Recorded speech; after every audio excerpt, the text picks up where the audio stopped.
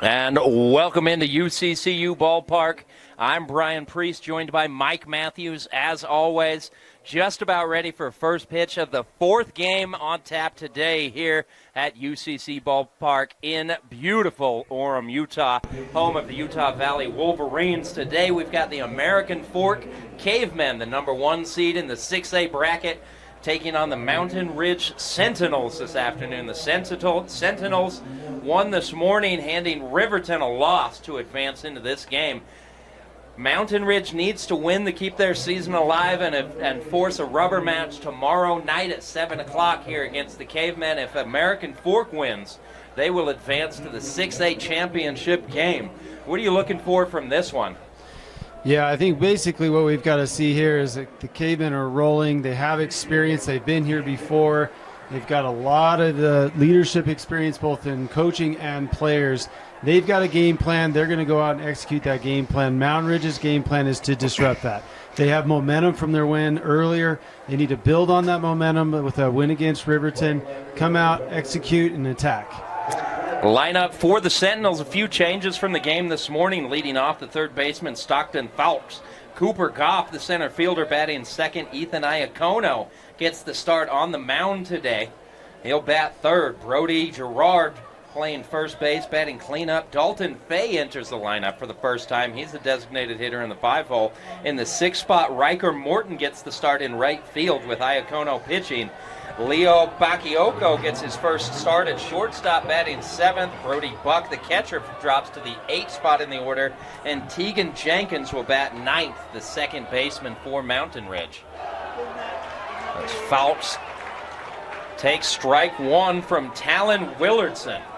Willardson making his 11th appearance this season. He comes into this game with an unblemished 5-0 record. Willardson has a 2.42 ERA. He's thrown 34 2/3 innings, giving up 18 runs, 12 have been earned. But the strikeout is Willardson's game. He struck out 34 batters against just 9 walks. Nearly a 4 punch-outs to 1 walk average.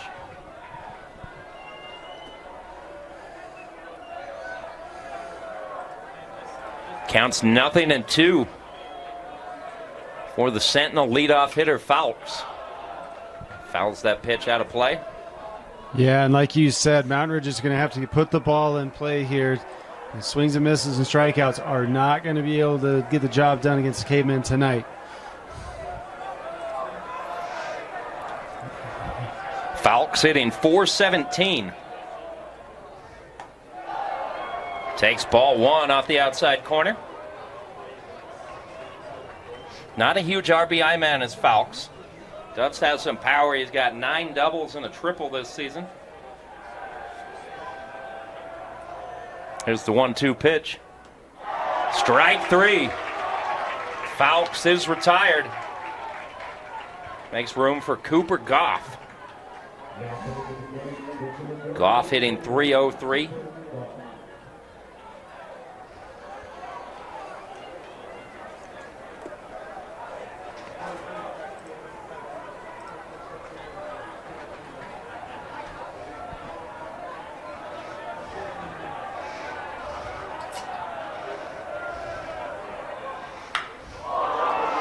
Well struck. Cooper Goff going back on it. Jai-ho! A solo home run for Cooper Goff, his 7th of the year. And the Sentinels strike first. Great stroke by Cooper Goff. Stayed aggressive at the plate, got the pitch he was looking for, and drove it completely over the wall in right field. The ball had not been carrying. It didn't carry well at all yesterday. The first 2 games this morning, a lot of dead zone in that outfield, but the last hour or so really picked up. We had a home run in Game 3, and that's the first homer here in Game 4. Mountain Ridge grabs the 1-0 lead.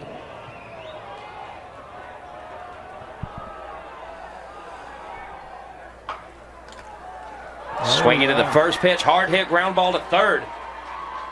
Harry Gardner can't handle that ball at third base. That's going to go down as an error. Ethan Iacono reaches. Go ahead and give you the defensive alignment for the Cavemen. Max Miller In left field, C.J. Mascaro in center, River Litke in right, Harry Gardner at third, Cooper Jones at short, Bodie Gajero at second base, Brandon Upham at first, and Cash Paulson behind the plate, forming the battery with Talon Willardson. Apologies to the Gajero family for getting that name incorrect yesterday, but we're professionals, always working on our craft.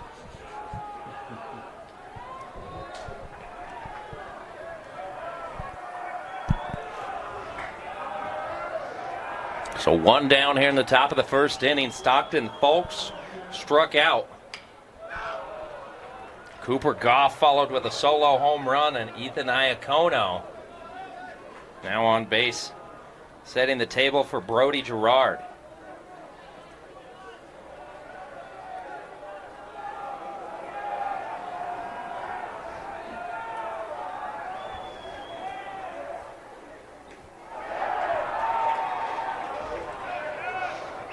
Counts 1-1 for Gerard. Great job by Mountain Ridge thus far, coming out and jumping all over the pitcher. One run on the board, runner at first base. I want to make sure Williamson's going to throw some pitches here in this first inning.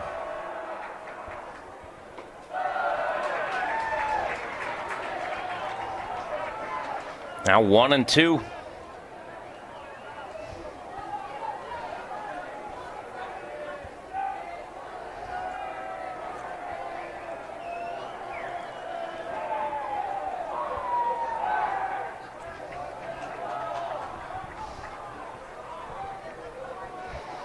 So fast start to this game for Mountain Ridge as they jump out in front on that Cooper Goff home run. See if they can add on a little bit more, put the Cavemen in a hole. Gerard strikes out swinging, waving to that pitch off the outside corner. Second strikeout in the inning for Willardson.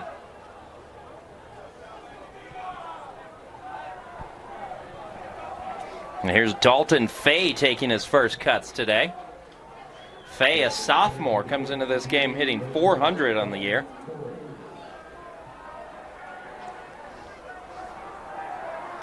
Decent sample size. This is his 40th plate appearance of the season. He's driven in 8 runs, has 5 doubles.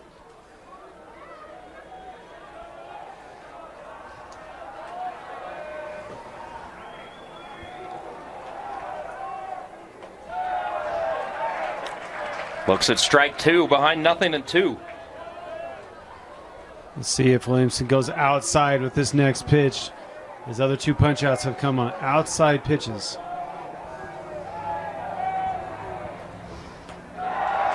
Just misses the corner. Good fastball.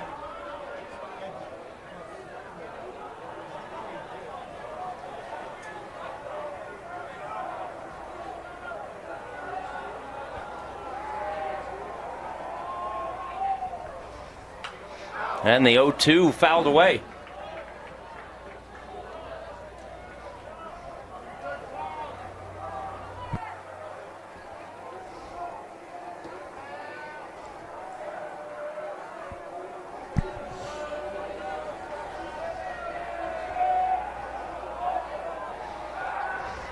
Check on the runner at first base. Back in safely is Iacono.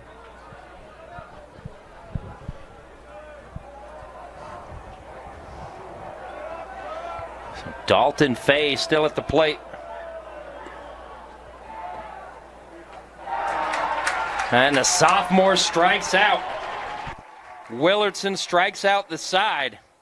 As we head to the bottom of the first inning, Mountain Ridge leads 1-0 on a Cooper Goff home run. You're watching high school baseball on KSLSports.com. Bottom of the first inning, Mountain Ridge leading 1-0. Ethan Iacono on the mound for the Sentinels, facing a very tough, very deep American Fork lineup, beginning with the center fielder C.J. Mascaro batting .398, followed by second baseman Bodie Gajero in the 2-hole. Cooper Jones batting third, hitting .406. Cash Paulson catching, and in the cleanup spot today, hitting .437, Crew Ingersoll. The coach's son, the designated hitter, batting fifth. River Litke in the 6th spot. Batting 7th, left fielder Max Miller. In the 8 hole, it's third baseman Harry Gardner, and in the 9 spot, first baseman Brandon Upham. He'll be facing Ethan Iacono. Iacono on the mound for the first time in these last couple of days. He's making his 9th appearance this season, 2-0 with a 6.16 earned run average. He's thrown 25 innings, struck out 31, but command has been a bit of an issue at times for Iacono. He's walked 25 batters and allowed 22 earned runs. Yeah, Ethan has the capacity to come out and pitch an absolute gem if he can get consistent.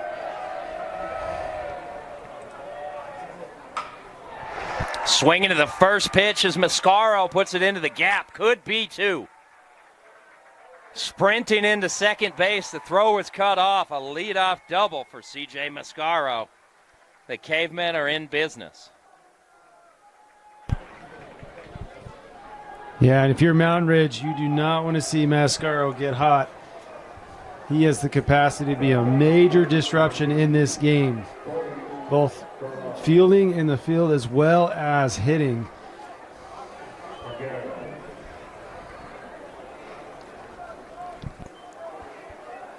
So Bodie Guerrero will hit after a quick meeting between Iacono and his catcher Brody Buck. Gives us a chance to tell you about the defense for the Sentinels. Caden Wallen in left field, Cooper Goff in center, Riker Morton in right, Stockton Phelps at third, Tyler James at short, Tegan Jenkins at second, and Brody Gerard playing first. Brody Buck gets another start behind the plate.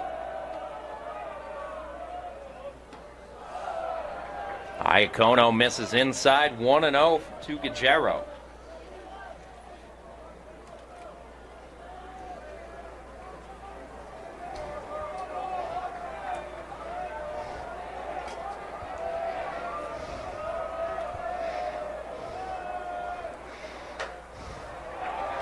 Guerrero swings through that pitch. Counts 1-1. Good pop on that fastball from Ethan. We talked about it before. If he's able to locate 2 of his pitches, he has the capacity to come out and do a very good job against Cavemen. Misses outside, 2-1. Guerrero hitting .415, has driven in 19. RBI chance with Mascaro following that leadoff double.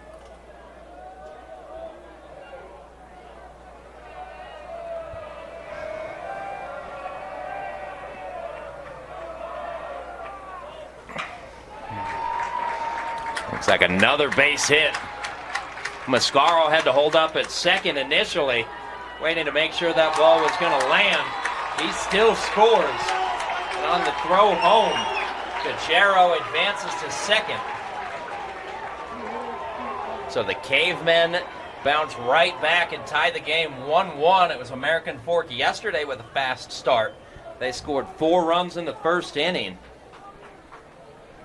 eventually pulling away for a 6-3 win to make it into today's game, beating the Riverton Silverwolves yesterday in the 4th game of the day.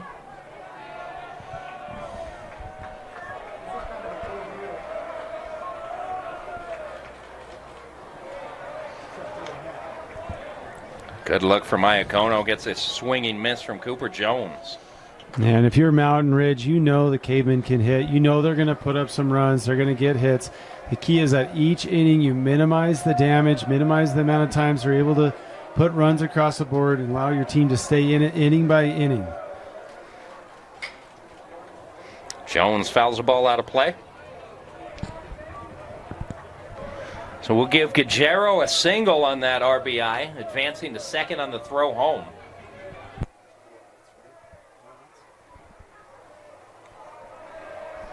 Still no outs in the inning.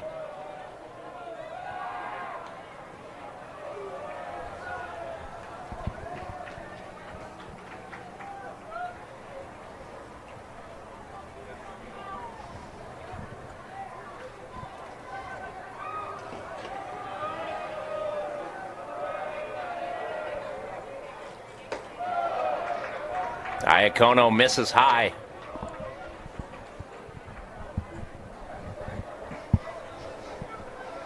It's not a bad spot to miss, but it can't be that high. It can't completely just look like a ball right out of the pitcher's hand. It's got to start looking like it's going to end up in the top edge of the strike zone and then finish too high for the hitter to hit.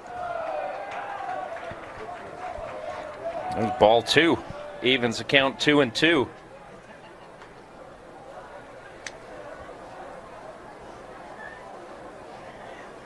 Following Jones, Cash Paulson will hit.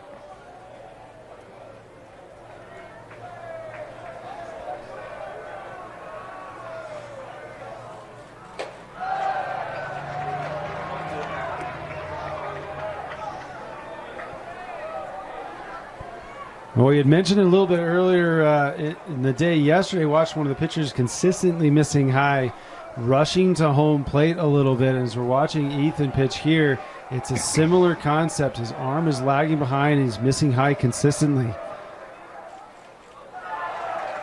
Looks like he tried to rush through his delivery on that one. Ends up spiking one for a ball 4. So the first 3 batters reach against Ethan Iacono. Yeah, it looks like he actually fell down on the mound, either lost his footing or I'm not sure exactly what happened there, but maybe caught a spike in the turf. As the coach comes out to have a word with Iacono, just trying to settle him down after the first 3 runners reach.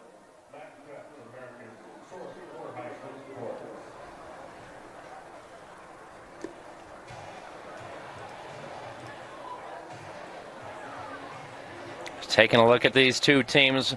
Mountain Ridge comes in with a .295 team batting average. American Fork .372. But it's the Caveman slugging ability that really makes the difference. Mascaro's got 10 home runs. You've got 4 from Cooper Jones.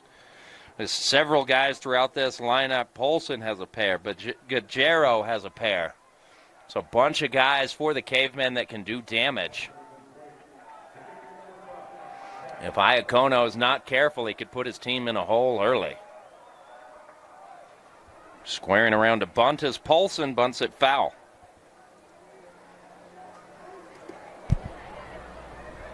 Yeah, and I like this look by Ingersoll. You've got nobody out, runners at first and second. You're tied 1-1.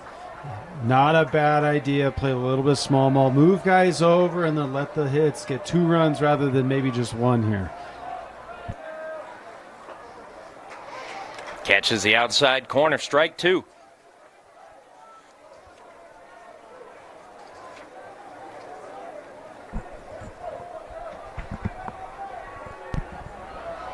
Ingersoll yelling down in the batter's box. I'm not sure he missed a sign on that last one. Ooh. Wheels and throws to second. Good play by Jenkins to keep that ball on the infield. Almost thrown away by Iacono. Taking a look back at American Fork in the first inning yesterday.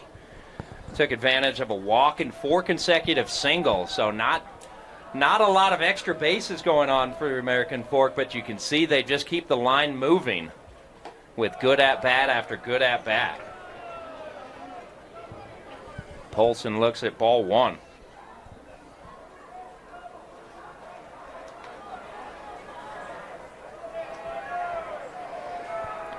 Paulson yesterday had an RBI single in that first, ended up 1 for 4 for the day. Iacono again misses outside. Just like you're saying, Mike, it looks like he's struggling with the mechanics of his delivery and just missing high a lot right now.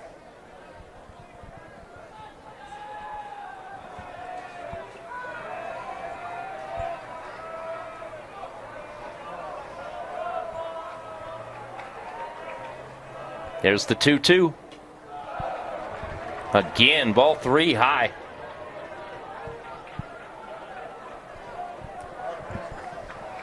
Yeah, tough to see. Iacono has thrown a lot of pitches as of right now and has not recorded an out. You see American Fork's game plan here. He is not finding the strike zone consistently. They are making sure they're getting their pitch. And he misses outside, walking Cash Paulson, so back-to-back bases on balls. The bases are loaded for the Cavemen and Crew Ingersoll. Ingersoll, the senior from the right side, hitting .371 this year. He's driven in 18 runs. He's got a chance to pad those numbers right now.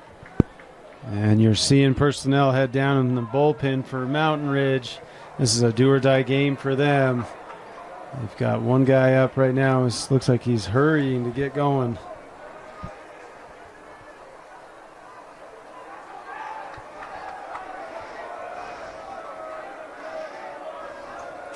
Still nobody down, bottom of the first inning. 1-1 ball game. Strike one.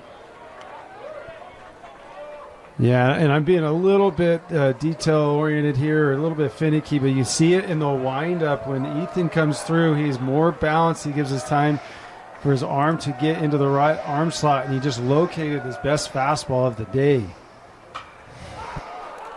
It's a high pop-up left side behind the third base bag. Making the call is Falks.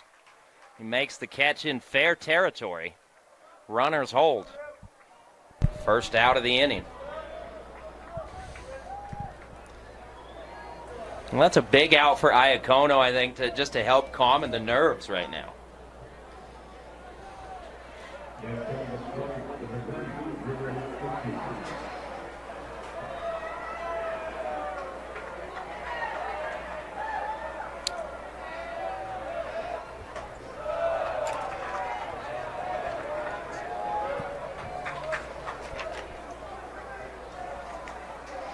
And it looks like that's left-hander McKay Callahan getting loose down in the bullpen for Mountain Ridge. Callahan already threw in the first game this afternoon. It should be an interesting day if Iacono can't right the ship right now, as he has a word with the second base umpire. Not sure what this conversation is. Yeah, I think it was initiated by Iacono asking him a question, so maybe there was some talking back and forth between him and that umpire, maybe about hand placement. A lot of times you can't go to the surface of the baseball after touching your mouth or certain parts. And I don't know if that was it or if he was trying to just get explanation so that there's no balk. And they're still having a conversation out here. You want to make sure that Iacono knows exactly what he's trying to do and what the umpires are looking for. But at the same time, if I'm a coach in that Mountain Ridge dugout, it makes me wonder if Iacono is 100% focused on pitching right now. It's a fly ball out to right field. That's caught by Riker Morton. Runners tag. American Fork grabs a 2-1 lead on that sac fly by River Litke. Bodie Guerrero comes in to score. Cooper Jones advances to third. Cash Paulson holds at first. Good job by American Fork executing here. Ball in play, sacrifice fly, get another run. In a bases loaded situation like this, when you don't have any outs, you really want to maximize as many runs as you can. I know that sounds kind of like saying the obvious, but there are times where you just don't. You only get one run when you've got three runners on. It'll come back to bite you later in the game. Max Miller takes a big rip at that pitch. Strike one. Miller leading the Cavemen with a .476 batting average. And we saw it in the first inning in yesterday's game with American Fork, sending a runner, having him stop halfway to see if they can get a run down and potentially even get a run to score. We'll see if they try to pull that again here. And that play, the rundown that allowed River Litke to score, came with Max Miller at the plate yesterday afternoon. So you know that this personnel is able to execute that move. Here's the 0-2. Misses outside. And for those that didn't see it, what would happen here is that you're going to see the runner on first base get a lead. The interesting part is Iacono was just setting up to go into the windup. Now he's going to set up in the stretch position. But you'd see this runner get off right now and get stranded on purpose to try and get a rundown. so that the runner from third would have a chance at scoring, and it did work yesterday. It's a play you're starting to see more and more across all levels of baseball. 1-2 count against Miller. And Miller gets hit by the pitch on the front elbow. So Iacono looked like he may have been settling down, gets a couple of flyouts. Hits Max Miller, bringing Harry Gardner to the plate and loading the bases once again.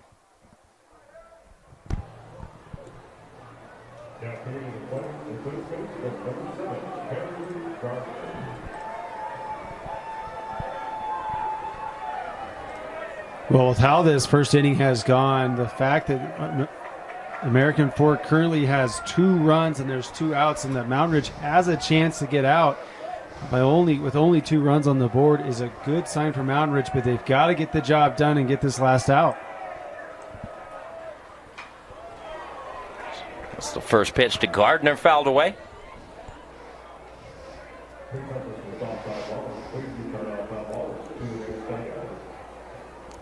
On the bases, it's Cooper Jones at third, Cash Paulson at second, and Max Miller at first after the hit by pitch.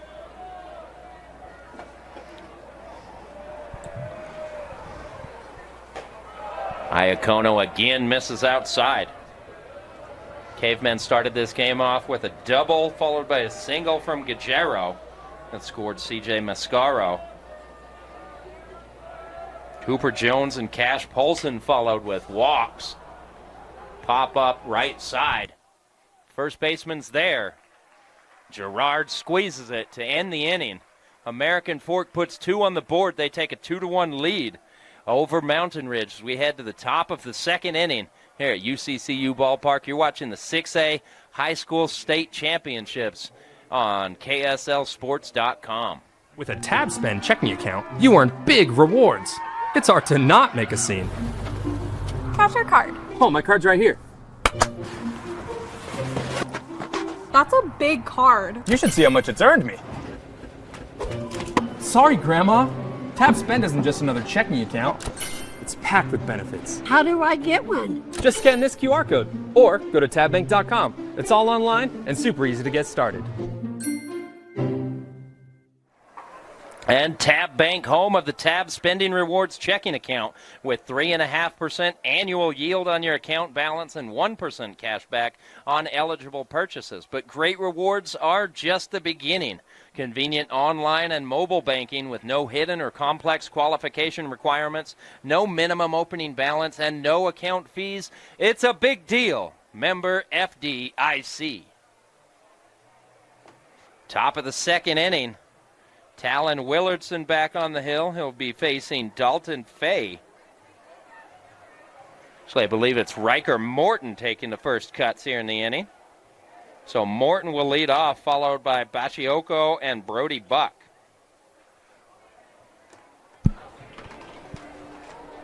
Yeah, and I don't think it can be understated just how fortunate Mountain Ridge was able to get out of that first inning with only 2 runs. It looked fairly bleak there for a little while, and the fact they had bases loaded with nobody out.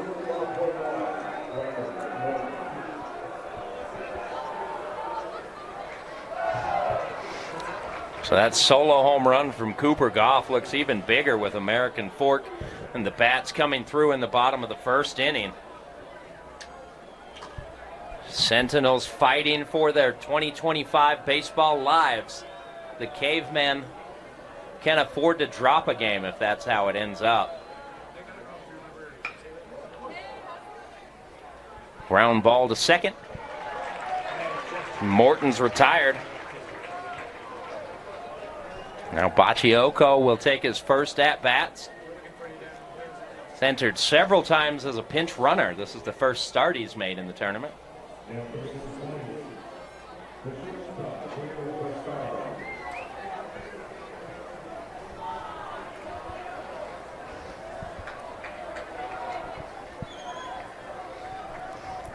Leo hitting .247. He's got 2 doubles.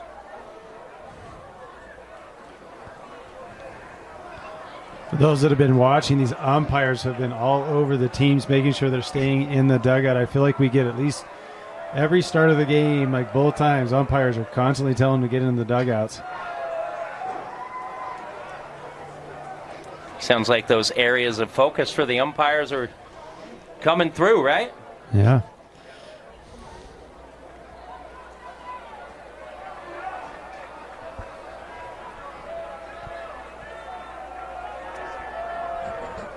There's the 0-1. Chopper to third. Gardner has it. 2 up, 2 down here in the second inning. Brody Buck coming up next. Great job by the third baseman for American and Fork, making sure that he's coming across, catching that ball on the big hop, be able to set his feet with his momentum moving him towards first base.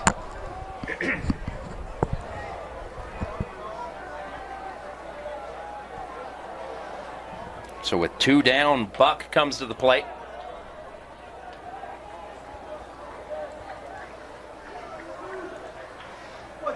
Switch here.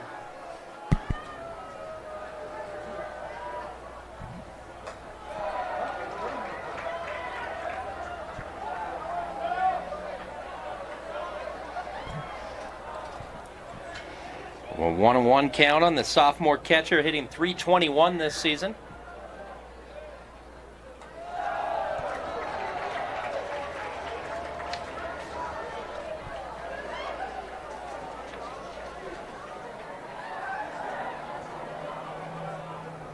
Buck was 1 for 3 this morning in the win over Riverton. Also drew a walk. Counts 2-2.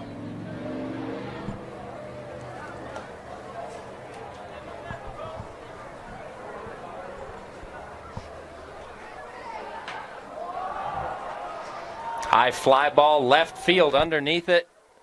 Miller makes the grab to retire the side. A 1-2-3 inning for Willardson. Go to the bottom of the second inning. American Fork leads Mountain Ridge 2-1 on KSLSports.com. Bottom 2, American Fork leads 2-1 against the Mountain Ridge Sentinels. It's the 9-hole hitter Brandon Upham leading off. Upham hitting .293. He'll face Ethan Iacono. Rough first inning for Iacono. He walked 2 batters and hit a man. Also gave up a couple of base hits before settling in. Gets strike 1 from Upham.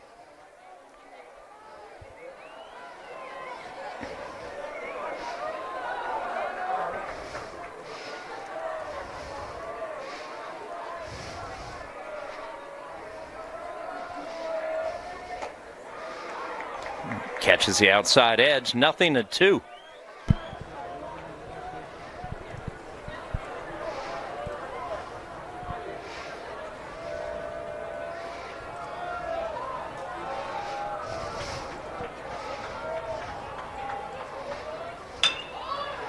Sharply hit to short. And that's Bachioko. Gets the put out. 1 down.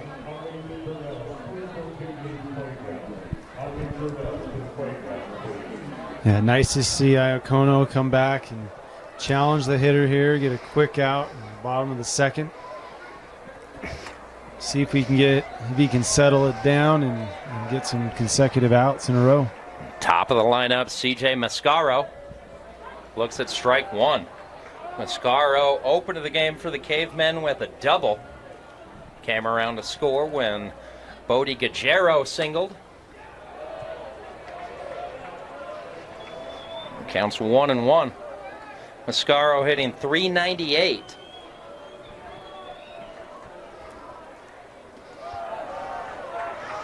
Big numbers for CJ. He's got 10 doubles this year.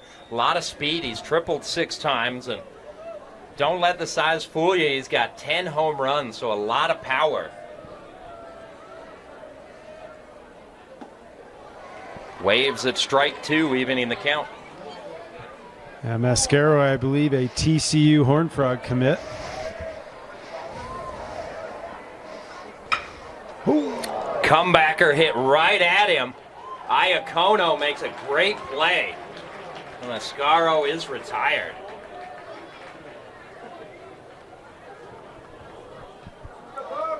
It's the second comebacker we've seen today. In the previous game, saw Mays Madsen get his glove up to protect himself.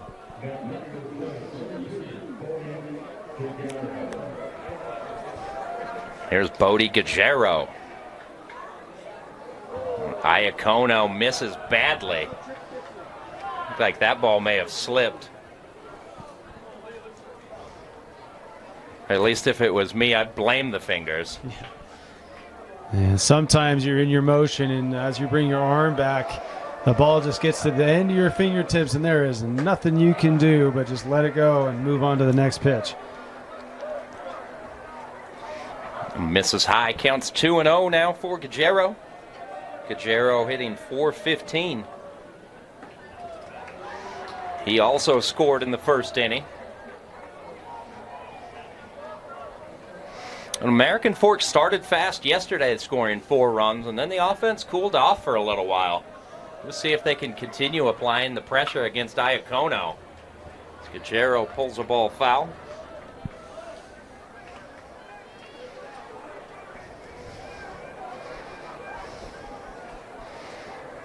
If Guerrero reaches, Cooper Jones will hit. Second baseman for Mountain Ridge Jenkins, playing about 10 feet outside of the infield. Pitch narrowly misses Guerrero, running the count full.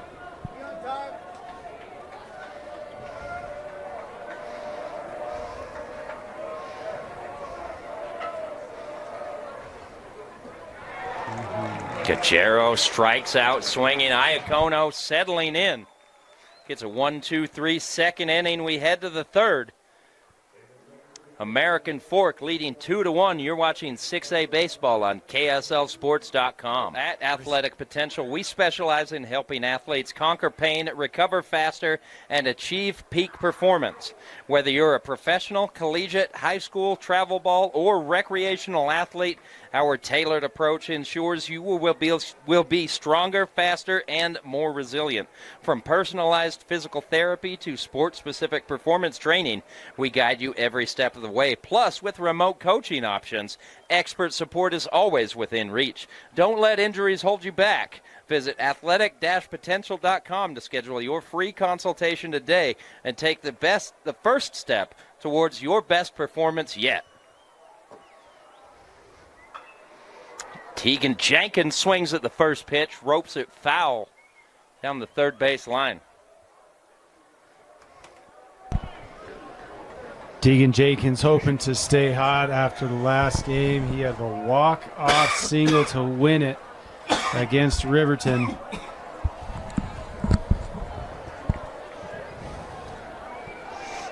Jenkins' walk-off was the third of 3 consecutive singles, sending the Mountain Ridge crowd into delirium. The Sentinels advance to face American Fork.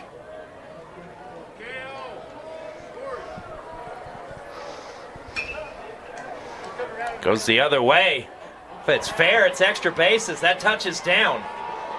A strong throw. Wow, I stand corrected. That's a single, and Tegan Jenkins is gunned down by River Litke. What a play by River.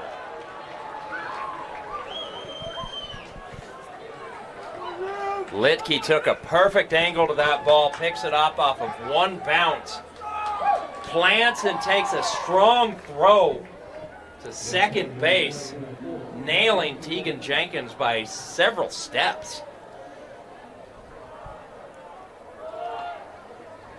Squaring around a bunt is Fowlks. And Fowlks is retired. Good play by the catcher, Cash Polston, coming out and making that play. Yeah, going back to the throw from the right fielder. As an outfielder, that ball, if you're a right fielder, you know very well if it goes towards the line, that runner is thinking too. And if you have a good beat on it, you know you have a good chance of planning, turning, and throwing. And so long as it's on line, you have a good chance. So a lot of times in the outfield, you are hoping for that ball, for that opportunity to throw a runner out of second.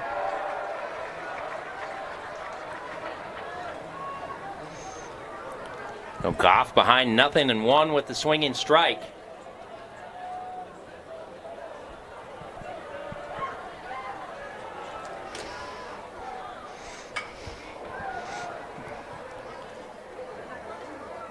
Can't quite barrel that ball up. It's caught in center field. Mascaro records the third out. That's 6 straight batters retired now by Willardson. We head to the next half inning. American Fork coming to the plate, leading 2-1. You're watching high school baseball on KSLSports.com. Ono still on the mound for Mountain Ridge, heading into the bottom half of the third inning. Leading off is going to be Cooper Jones, the American Fork shortstop, followed by Cash Paulson and Crew Ingersoll. Jones walked before being stranded at third in the first inning.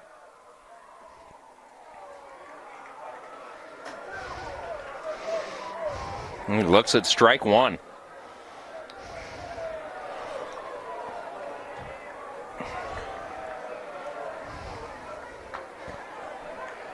Iacono doing a good job following through on that delivery now.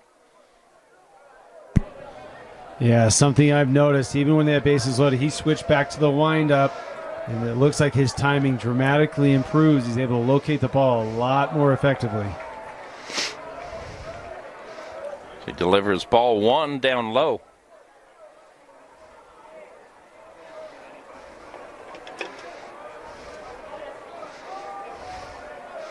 There's the 1-2. Slice to right. Foul territory, it drops down.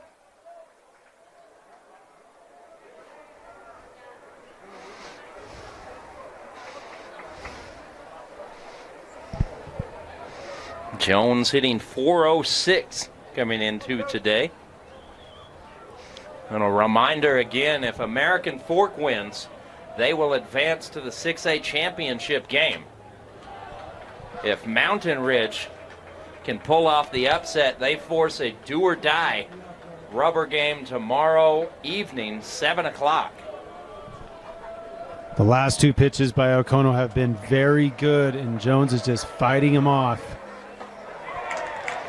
And Jones is struck out looking. He knew it, immediately turning away in disgust. Iacono gets the punch out. One down here in the third.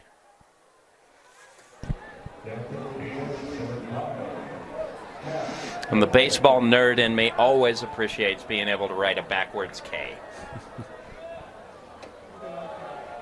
Iacono misses high.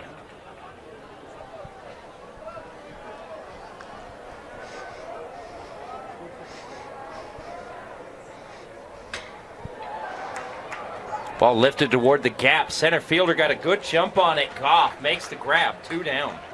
Cooper Goff almost overran that ball. Makes the catch. Yeah, good play by Goff. Had pretty exceptional outfield play all day long and yesterday as well.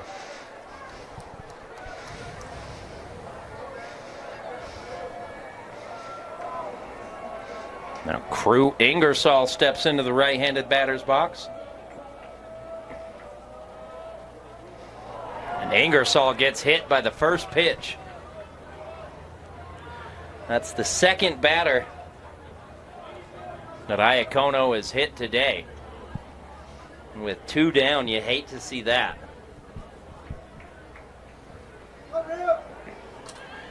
Giving River Litke a chance. Litke showed off his arm in right field, cutting down Tegan Jenkins on what looked like a sure double. Now we'll see if he can give his team a boost at the plate.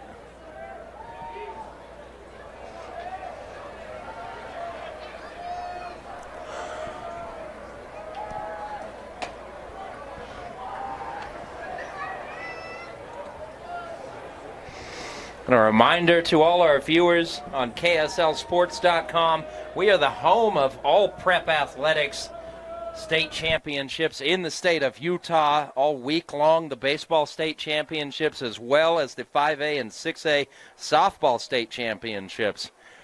All morning, afternoon, and evening, the 4A, 5A, and 6A boys lacrosse championships are being held.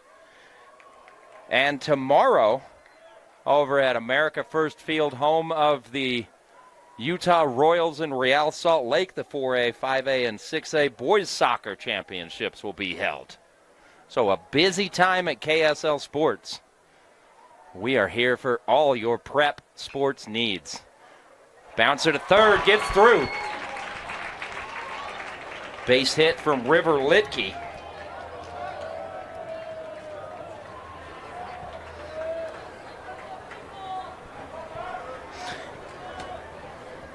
Two on, two down for Max Miller.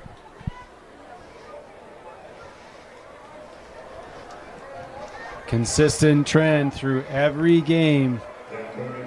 2 quick outs followed by base runners. American Fork and Mountain Ridge no different in this game.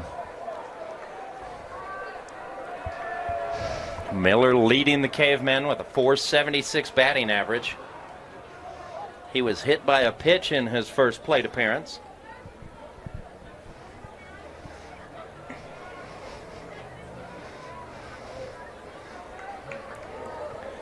Iacono and Buck get on the same page real quickly with the runner at second base. 2 down here in the third. Iacono looking to close it out with Miller. It's strike 2 swinging. Like a good changeup.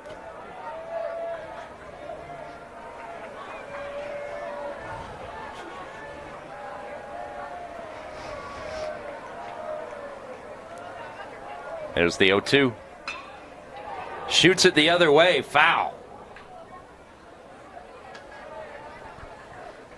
Miller put a charge into that one, but couldn't keep it fair. We'll do it over. Count remains 0-2. Iacono a good spot with that last pitch. Probably a little too up, allowing the barrel to get to it and foul it off.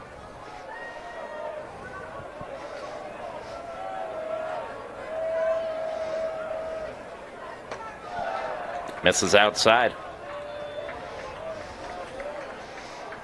Not a bad miss. Changes the eye level a little bit. Yeah. Not so far outside of the zone that Miller doesn't have to at least consider it.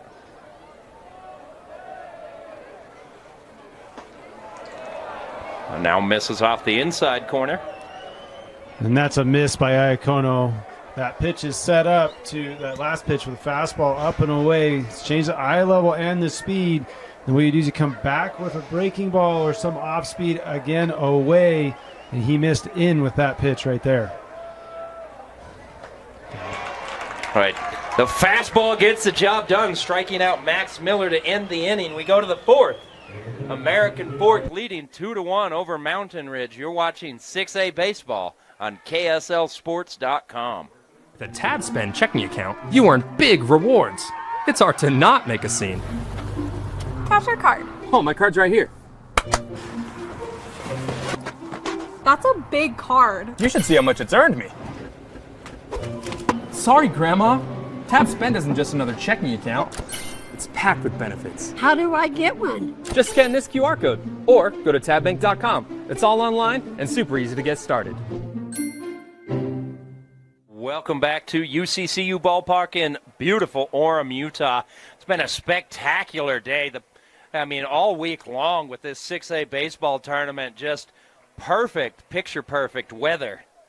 Now leading off the fourth inning, it's Ethan Iacono.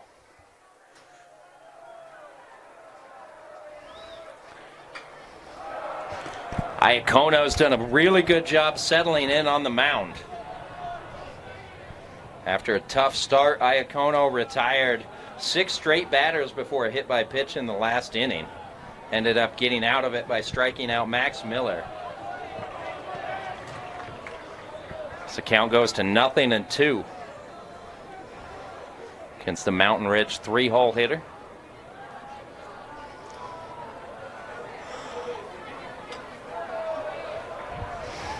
Ethan stays alive, getting a piece of that ball. Yeah, and if you were watching that first inning, you were wondering, whether Mountain Ridge is going to be able to hold down American Fork offensively, and Iacono's done a great job over the last few innings in doing just that. Keeping his team close, giving them a chance for the upset. Now he has an opportunity to help his own cause. Fouls that ball back.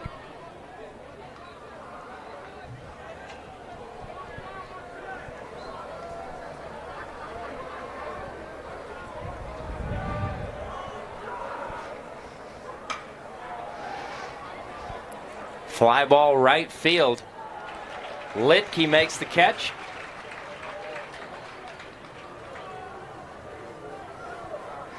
Iacono is retired. Here's Brody Gerard.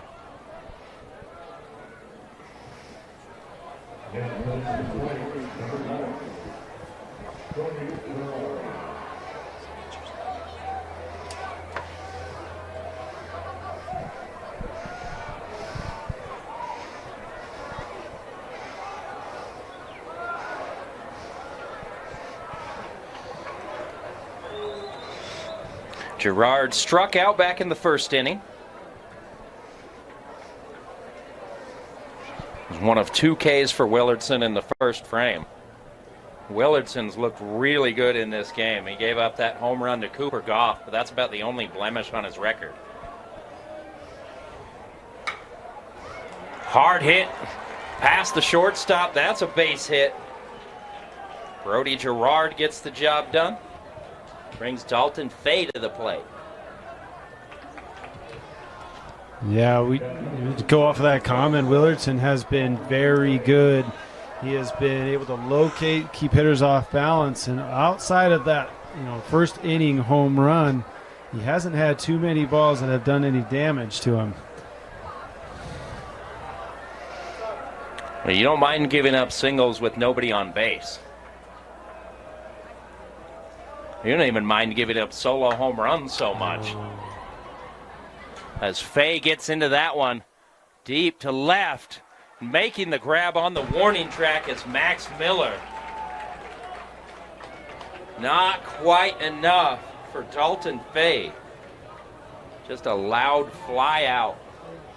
And here's Riker Morton.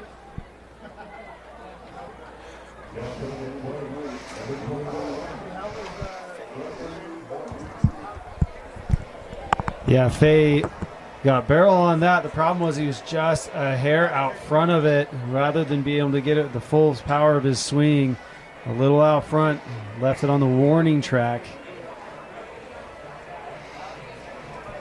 So what's this conversation about? I mean, Willardson has really been rolling since that home run. He gave up the base hit in the inning. But the coach, you can see, he comes out immediately after that deep fly ball. Did he notice something perhaps? Well, I think as a coach, if you see your pitchers out there and he's getting outs, but you're starting to see better contact from the hitters, you've got to go out there and ask the question of, hey, just refocus. Hey, you're leaving the ball over the middle of the plate. Guys are starting to get to it. We need to mix up some looks, try a few things different. Usually as a coach, if you make that trip out there, it's either to tell your infield something just as a reminder or to tell your pitcher, hey, you're doing well, keep staying aggressive. We need you to execute a little bit more towards the edges of the plate. There's Riker Morton hitting 283, 0 for 1.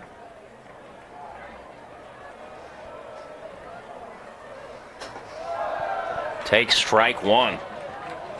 Good bounce back pitch from Willardson. So, Coach, you love to see that after a mound visit. He executes the next pitch perfectly. Right on the black.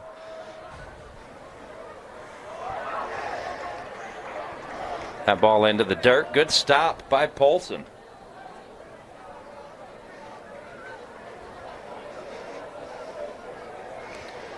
Brody Gerard still down at first base after a single. We've had great baseball. I mean, all 8 games that we've done these last 2 days. Why would we expect anything to be different in this one? Morton ground ball to short. Good. Sliding backhanded stop. The throw's not there. It gets away. Gerard advances to third on the play. It was a very difficult move by Cooper Jones, making the backhanded sliding stop. Gets to his feet. Had a chance to make a strong throw. Looked like he just rushed it. Yeah, great play by Jones to go across the diamond, slide and stand. That is one of those we kind of talked about earlier on turf. You have the opportunity there. It's tough to make that throw all the way in the air sometimes, but on turf you can make that shorter throw with a bigger hop, give your first baseman an easier hop to pick it on. And if you haven't played a lot on turf, you're just not used to it. So we'll see if Mountain Ridge can capitalize on that error. Strike one on the black outside corner. Leo Bachioco 0 for 1 today. Runners at the corners, Gerard at third, Morton at first, 2 down. Mountain Ridge trails by a run.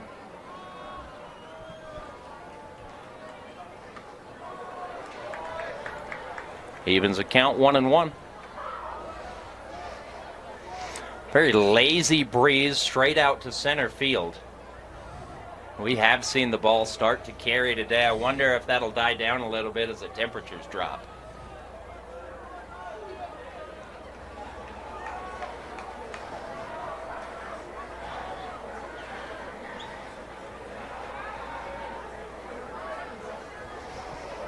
Willardson steps off the rubber real quick. Now he's back. Gets the sign, comes set.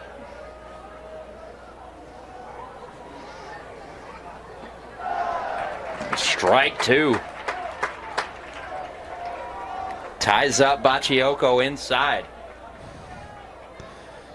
Willardson's been locating away predominantly to these right-handed hitters, and to come in with something off speed. As a hitter, that ball looks like it's going to eat you up because you've seen away, and then come inside. It's tough to get the hands through right there. Check on the runner at first. Morton back safely.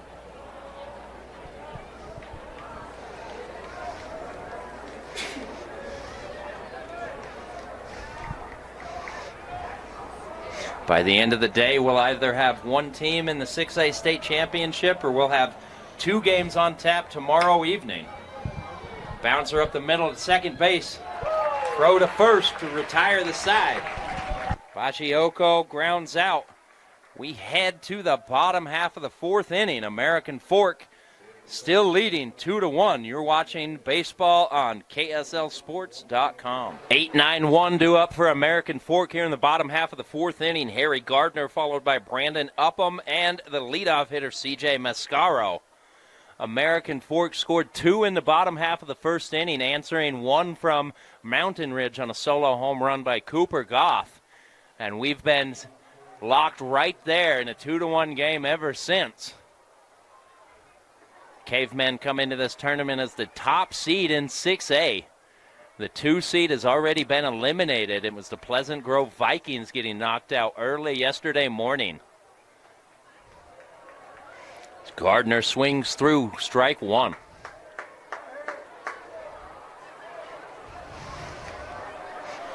Not going to be an easy path. The 3 seed Davis Darts still alive. The Darts will have to play Lehigh in a win or go home game for both teams tomorrow at 4:30 to decide which of those 2 teams advances to the 6A title game.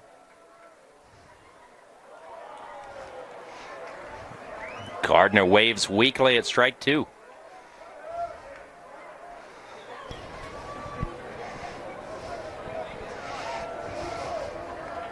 American Fork third baseman hitting .325 this year. He popped out to first in his first at-bat.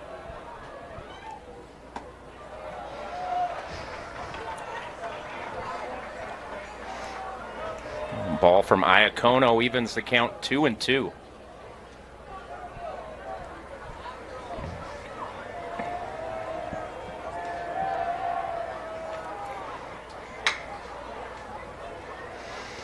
Four bounces to short. And the throw again is low from Bachioco. It bounces away. Another throwing error. That's the first for the Sentinels. See if American Fork can take advantage. Harry Gardner reaching on the E6 throwing error. He advances to second for Brandon Upham. Well, on last 2 days, we've seen really fundamental baseball, a lot of good fielding, a lot of good throws. In our last 2 games, we're starting to see some of these throws not find their mark. Errors are starting to rack up, and we really didn't see hardly any errors in about the first 6 games.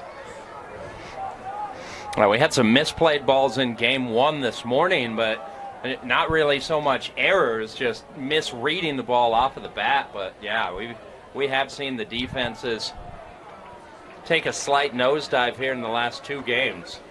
Getting a little bit sloppy.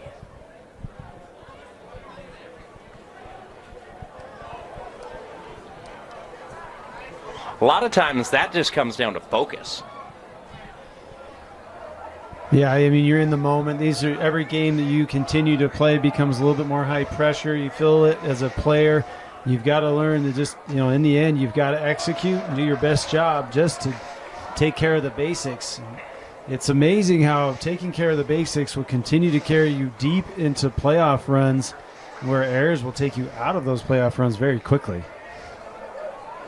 Counts 2-0 right now for Upham. Grounded out to short, his first at bat. Looks at strike 1 on the outside corner.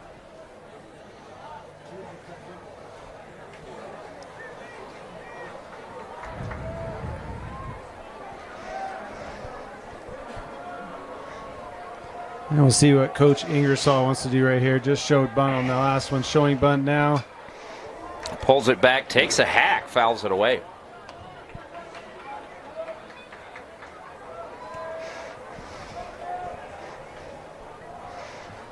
I've got to imagine that's kind of difficult to do, to show bunt and still have the timing to pull the bat back and get off a good swing. Yeah, that's something, if you have not practiced, it is a difficult task to do. Although it is something that I imagine that the Cavemen do practice for situations just like this. And I imagine all of these programs all practice that to a certain degree, where you know that certain players are just going to be better at it than others, and sometimes you just need to be able to show it. Mm-hmm.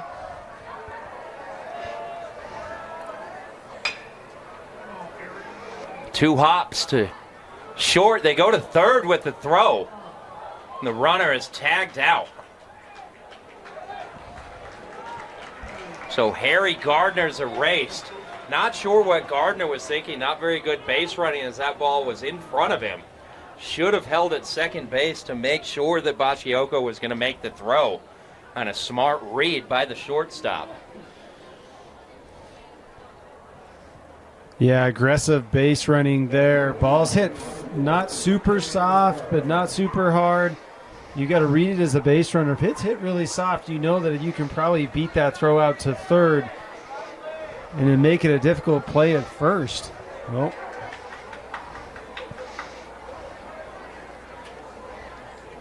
I wonder if this is a question of baseline. I don't know what this conversation is. It looked pretty clear to me that Gardner was tagged out between second and third.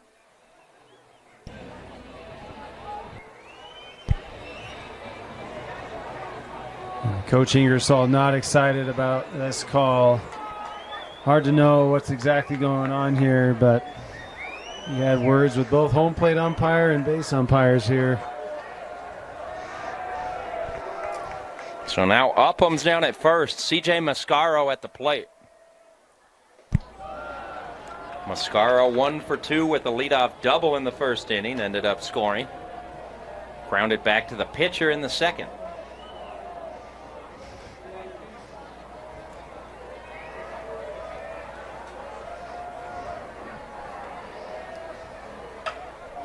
And Mascaro turns on that ball. Hits it into right field. That lands just inside the foul line. Upham's held up at second base. Mascaro safely at second with his second double of the afternoon. And the Cavemen have 2 in scoring position with 1 down.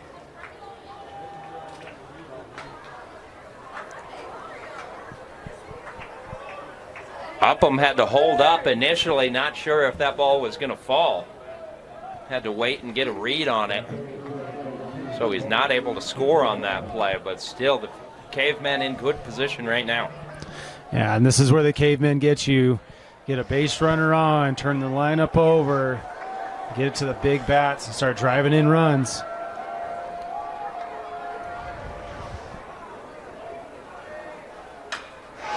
Gerard hits the first pitch hard to center field. And a bad read by Cooper Goff. It carries over his head. Extra bases, it'll be at least 3. 2 runs are going to score. Bodie Gajero is the beneficiary of a poor read in center field by Cooper Goff. Goff just held right there as that ball's hit straight at him. And Mike, you can speak to the fact that oftentimes that ball hit straight at you can be the most difficult to read. Yeah, it almost looked like the first step he had was back. He saw it, but then couldn't see it. You could almost see it in his glove, like, whoa, where'd it go? And then next thing you know, he picks it up as it continues to travel over his head. That is a tough read. Ball's hit right at you at night. May have gotten into the lights, maybe into some twilight. Either way, triple, scoring 2 runs. Yeah, there is a very brief period of time on a night like this where the ball off the bat can just blend into the night sky. And that may have been what happened to Goff right there. So it's a triple for Gajero. Cavemen score 2. They lead 4-1. Some huge insurance for American Fork. Yeah, and if you're an outfielder in that situation with how hard that ball is hit, you really don't have a whole lot of options other than hoping you get a good read right off the bat. There are times where if a ball is hit higher and you can read it and you maybe you lose it and you can't tell depth, you'll actually take a couple steps one way or the other just to give yourself a little bit more depth to it. The idea is always to take 1 or 2 steps back at an angle until you can read it, and then you can make a better play on the ball. However, that ball right there was absolutely tagged to center. Yeah, by the time Goff was able to pick it up, that ball gets by, a wild pitch. Gajero scores. It's 5-1. But by the time Goff was able to pick it up, no chance at a recovery. And the Cavemen lead by 4. Looking back earlier in this inning, there was a throwing error that allowed Harry Gardner to reach. You can see the defensive miscue costs Mountain Ridge.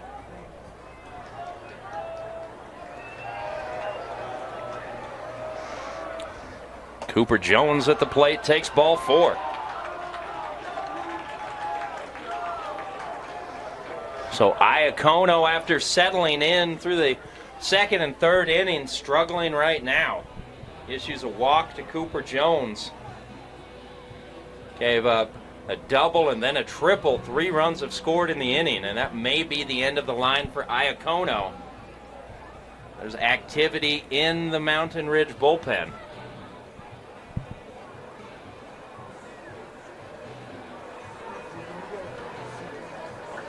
And there's the signal.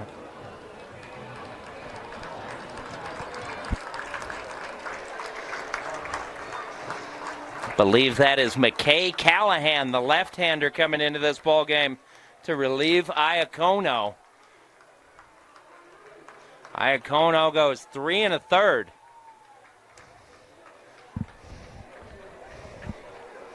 He will depart this game trailing 5-1. We'll go ahead and take a break. On the other side, we'll give you the numbers for Callahan as American Fork leads 5-1. And coming back, bottom of the 4th inning, American Fork pulling away from Mountain Ridge. It's a 5-1 game. Pitching change. McKay Callahan coming into the ball game, relieving Ethan Iacono. Rather than give you the numbers for the season on Callahan, just mention that this is Callahan's 2nd appearance today. He came in and threw 2 2/3 innings in the 2-1 extra inning win over the Riverton Silverwolves to open up today's action. Gave up 1 hit, walked a batter, and struck out 2. So we'll see how deep he's able to go. Callahan threw 40 pitches against the Silverwolves.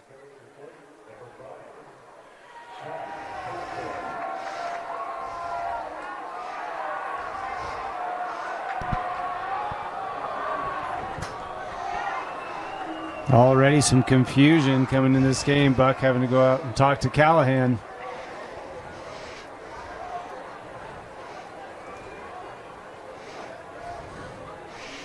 Callahan overall got a 2.06 ERA this season and making his 12th appearance.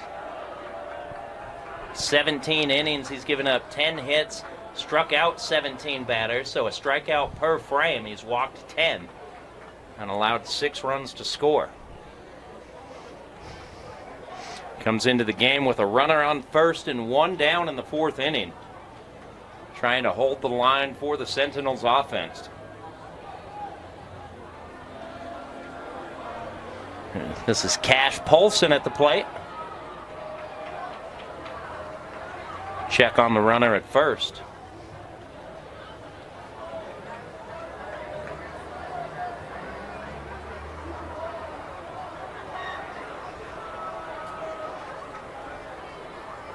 And the pitch misses outside.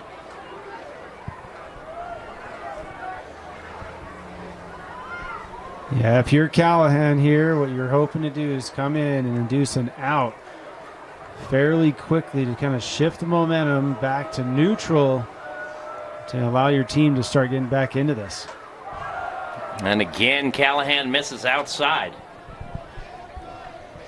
Is there an added fatigue factor after throwing earlier today and having just a few hours rest in between? No doubt. Absolutely no doubt there's an added fatigue factor here. So when you come back and you've already heated it up in one part of the day and try to heat it up again later, those muscles have not had a significant amount of time to recover. And so you are basically not 100%. However, when you're in a state championship game like this, there's really only you got to do what you got to do. All you need is a little adrenaline, right? Yeah, well, that helps a lot.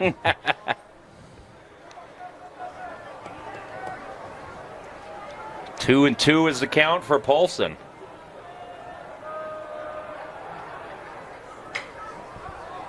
Popped high. That should get out of play. Might stay in.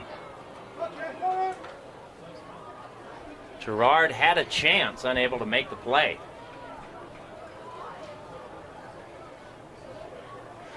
The wind has been doing strange things with pop-ups all day. Yeah, that ball looked like it was heading to the stands or out of play right off the bat and somehow found its way in about a foot into the field of turf.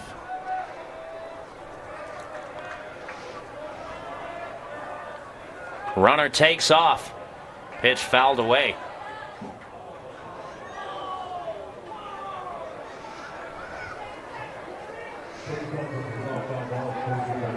Probably a fortunate break for the Sentinels. It looked like Jones had a great break, probably had second stolen easily, so that foul ball sends him back to first.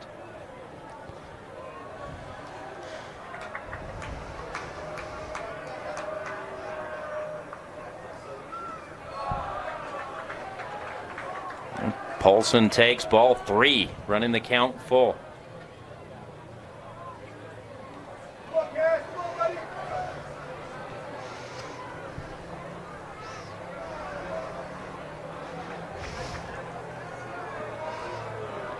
There's the payoff pitch.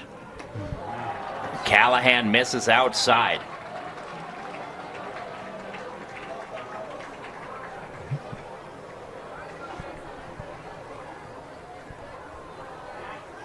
So a base on balls drawn by Cash Polson brings Crew Ingersoll to the plate. That's back-to-back walks now issued by Sentinel pitchers. Crew Ingersoll looking for his first hit. He was hit by a pitch back in the 3rd, popped out to third base in the 1st.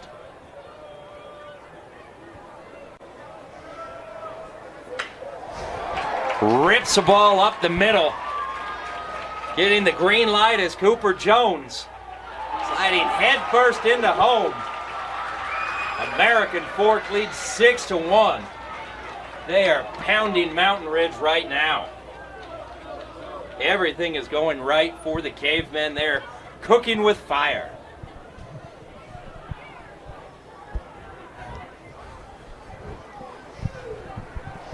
Now, in the last game, you saw it with Lehigh coming back and being able to play with the darts, and they had energy. A lot of times when you're in your second game and having to ramp it back up both physically, mentally, and emotionally, it can be really hard to get that energy back, especially if the opposing team is imposing their will upon you. And you can see it a little bit in Mountain Ridge right now.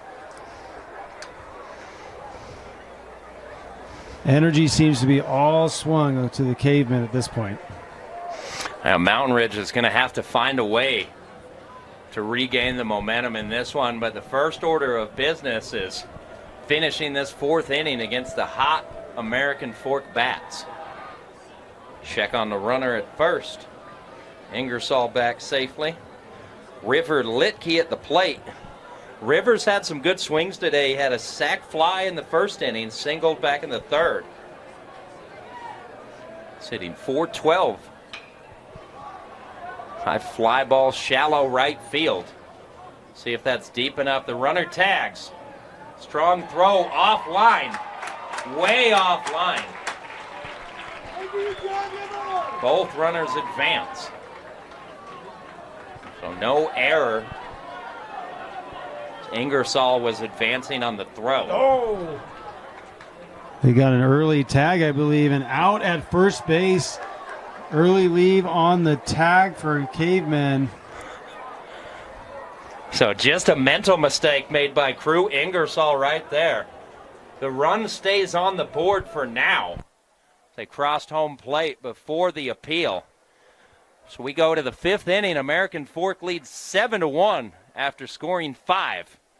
You're watching 6A playoff baseball on KSLSports.com. And welcome back. Top of the fifth inning. American Fork has seized the momentum with a 5-run fourth.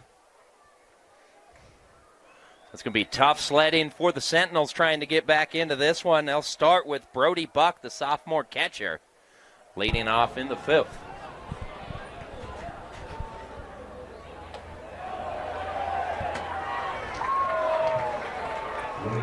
Buck looks at strike one. Yeah, with your team down 6 runs, a lot of times you feel like there's pressure to do so much in one at-bat. And realistically, the only way you're going to make a comeback from this type of deficit is to get base runners on and start chipping away at the lead. You need 1 to 2 runs per inning while holding them on defense. If you can do that, you'll give yourself a chance to be there at the end of the game. Can't help but feel like if the Sentinels can get a couple of runs here, that would give Callahan a boost on the mound. Definitely saw the shoulders slumping from the Mountain Ridge team in that last half inning. They try and pick the energy back up in their second game today.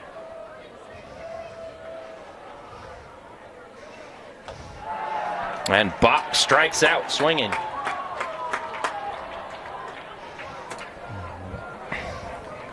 Bringing Tegan Jenkins to the plate. Well, if you're Willardson here, your job is to maintain intensity as if it's a 1 or 2 run game and come at these hitters and just not give them a chance. And you saw that in the first at bat with Buck, challenging him and beating with a fastball up and away.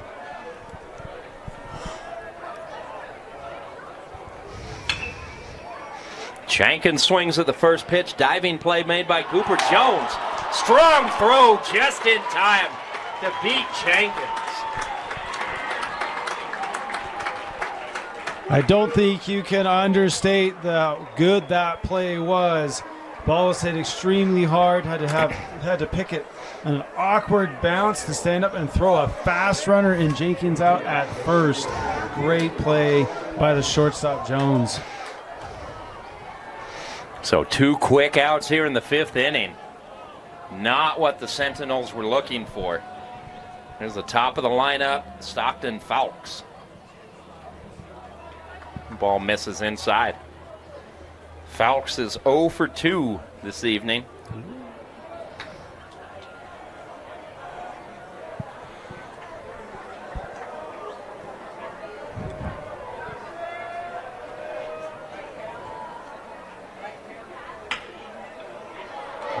Rips a ball to center. So a 2-out single from Stockton Falks keeps the line moving for Cooper Goff.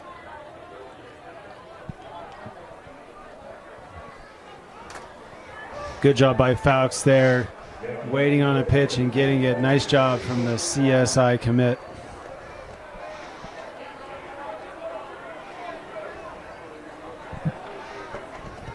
College of Southern Idaho in the same conference as the Salt Lake Community College Bruins.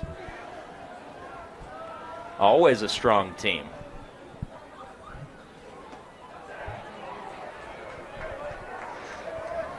Yeah, I believe the Bruins are in Grand Junction now for the JUCO World Series. Yes, they are. First game to be Saturday, I believe. They drew an 8 seed. They'll face Florida Southwestern, the Seminoles.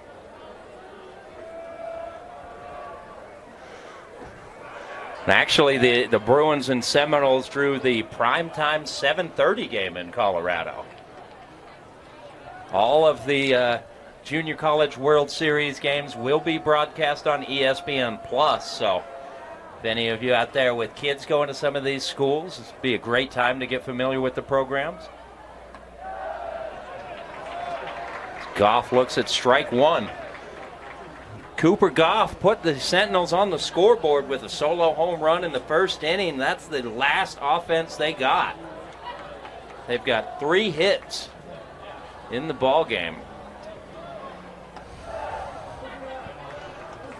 Pitch misses outside. Count goes to 2-1. I believe Ethan Iacono is a Salt Lake Community College commit.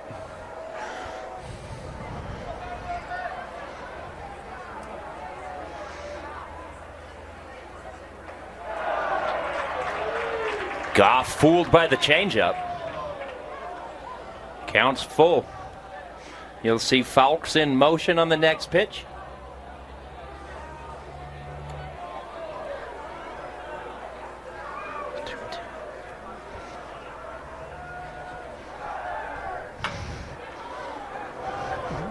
Pulled foul. Just inches foul down the first base line. Good contact from Cooper Goff once again. If that had stayed fair, Falks was likely going to be able to score.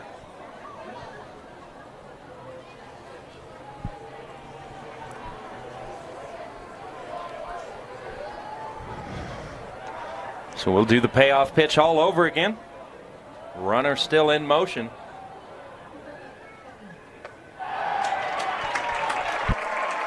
And Goff strikes out swinging to end the 5th inning. American Fork leads 7-1 after 4.5 innings of play. We'll be right back with more 6A high school playoff baseball action on KSLSports.com.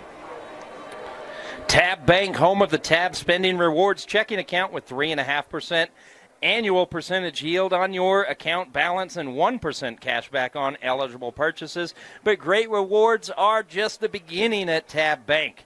Convenient online mobile banking, no hidden fees, no complex qualification requirements, no minimum opening balances, and 0 account fees. It's a big deal at Tab Bank, member FDIC.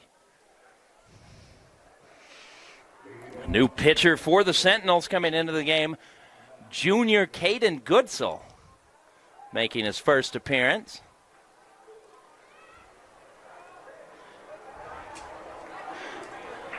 Goodsell pitched in, this is his 5th game this year. He's 1-0, yet to allow an earned run. Looking a little bit deeper into the numbers, he's only thrown 2 1/3 innings. He's struck out 4 while walking 1. So limited appearances, limited experience, but Goodsell will face this difficult American Fork lineup, starting with Max Miller.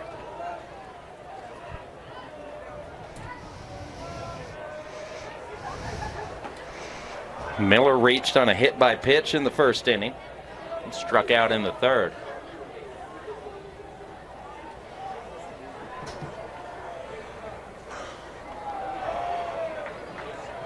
Ahead in the count, 2-1.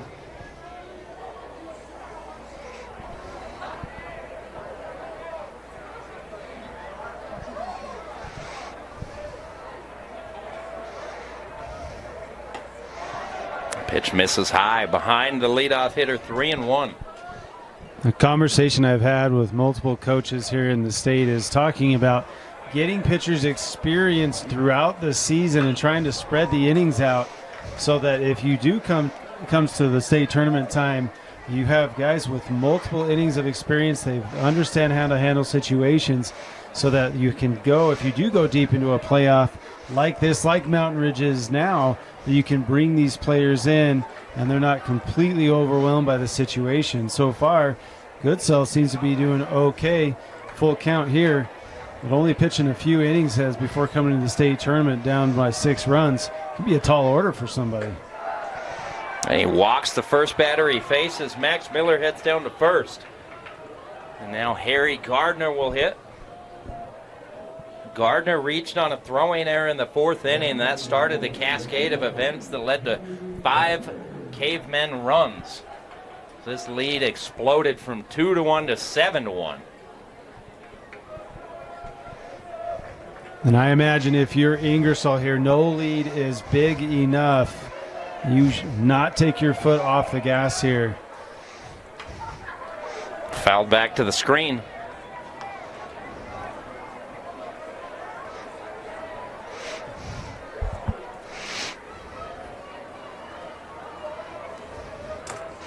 Gardner hitting .325 this season. He's 0 for 2 today.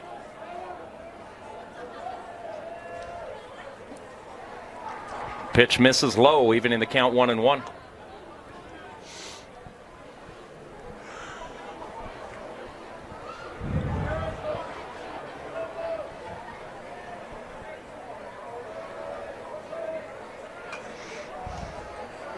Again fouled back. Runner in motion on that one.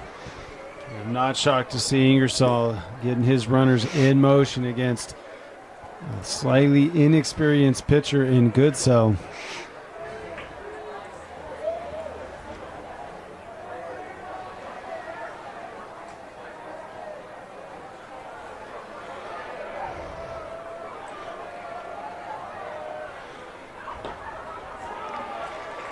Gardner waves over the top, striking out. So 1 out for Goodsell. Solid pitch by Goodsell. Down, off speed down, completely just missed. Taking a look ahead, if American Fork can hang on and win this game, they'd set themselves up and the pitching staff very nicely. The first game of the championship series is not scheduled until Friday afternoon. So they'd have a couple of days off, knowing that whoever they'd face in the championship game will have to play another game tomorrow. Use up some more pitchers. I think that's part of the importance right now for American Fork, is realizing that what a big advantage that would be. And Upham with a single past the shortstop. Ball gets free. Runners being very aggressive. Max Miller advances to third. Upham to second base. The Cavemen have 2 in scoring position once again on a defensive miscue by the Sentinels. And we already mentioned it. We talked about American Fork, want to make sure they get a solid lead here. And just to keep pouring it on, they're staying aggressive on the base pass.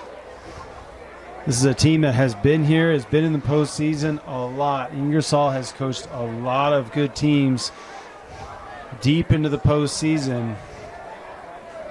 That experience is paying off.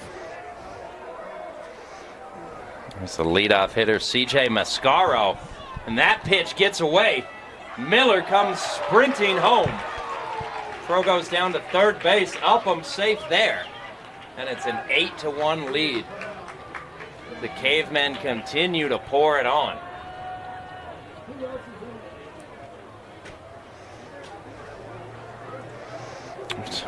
CJ Mascaro at the plate.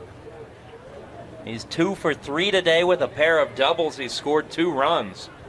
Mascaro, as you mentioned earlier, Mike, a commit to the TCU Horned Frogs in the Big 12, following in the steps of current AAA third baseman Braden Taylor from the Copper Hills Grizzlies. Taylor, I believe, entered the season as the number 3 prospect in the Tampa Bay Rays system. and a top 5 third baseman across all of Major League Baseball.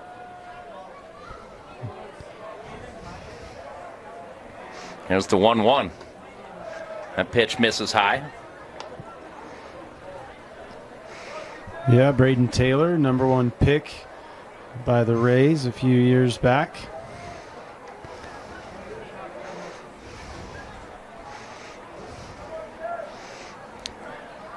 And just another feather in that cap of the Beehive State. Stacking up Major League Baseball talent. Mascaro pulls that ball foul.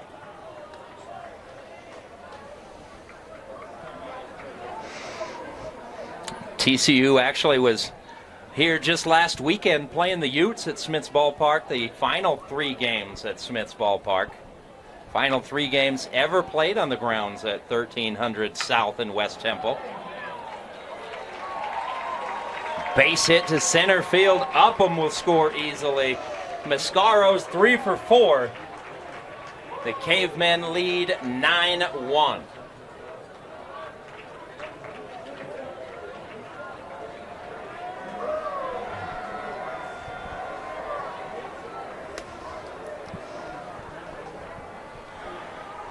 Well, with us in the 5th inning, an 8-run lead by American Fork. Mountain Ridge in danger of ending this game early on a 10-run rule. So that's the end of the line for Goodsell. We'll have another pitching change. We'll take a quick break. Come back and tell you about the numbers for the new pitcher out of Mountain Ridge. American Fork pouring it on. They lead 9-1 in the bottom of the 5th.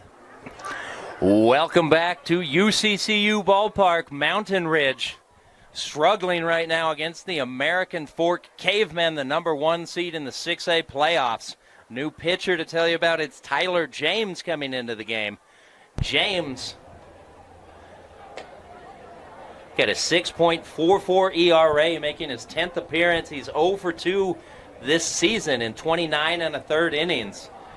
He's given up 40 base hits, 27 earned runs have scored against him. He's walked 12 and struck out 22. On the other side of the coin, American Fork is on the verge of an early win. If they can score 2 more runs, that would be the end of the ball game. Bodie Gajero at the plate. Runner on first, represented by CJ Mascaro. Mascaro takes off, beats the throw, stolen base. American Fork is not trying to mess around. They want this win right now.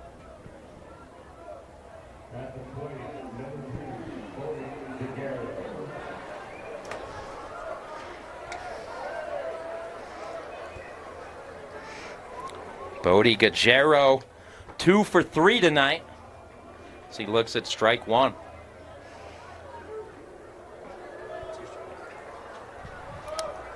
Two strikes on Gajero.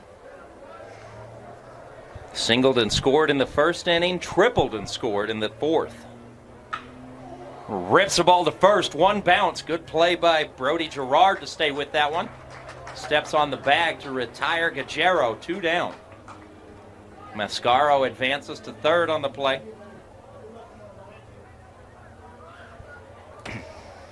Here's Cooper Jones.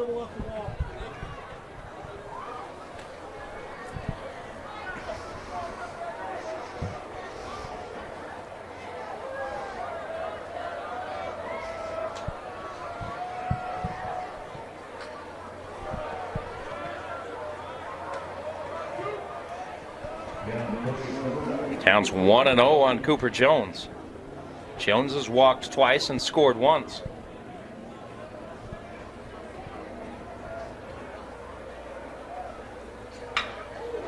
Hard hit to short. Good play to retire the side. We head to the top of the 6th. Mountain Ridge trailing 9-1 on KSLSports.com. Are you ready to unlock your full athletic potential? At Athletic Potential, we specialize in helping athletes conquer pain, recover faster, and achieve peak performance. Whether you're a professional, collegiate, high school, travel ball, or recreational athlete, our tailored approach ensures you're stronger, faster, and more resilient. From personalized physical therapy to sports-specific performance training, we guide you every step of the way. Plus, with remote coaching options, expert support is always within reach. Don't let injuries hold you back. Visit athletic-potential.com to schedule your free consultation today and take the first step towards your best performance yet. Leading off in the top of the 6th inning, it's Cooper Goff for the Sentinels facing Max Miller, a new pitcher. Miller coming into the game actually started in left field. Now takes over on the mound, and replacing him in left is the designated hitter Crew Ingersoll. Here's the 1-2 pitch, and Goff strikes out swinging. Goff showing some frustration after that strikeout as he heads to the dugout. Understandable by Goff. He got totally fooled on that off-speed pitch.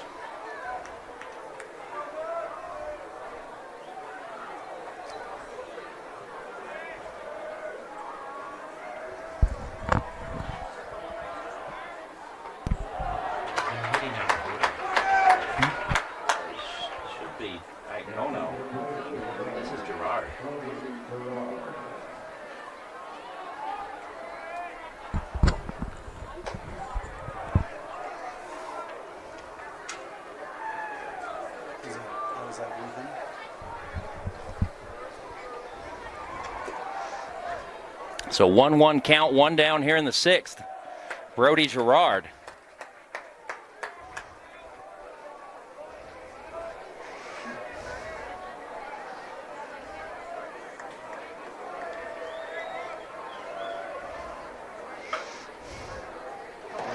Bouncer past the third baseman. Play could have been made by Gardner, not able to get a glove on it. So that's a single for Brody Gerard, his second base hit today.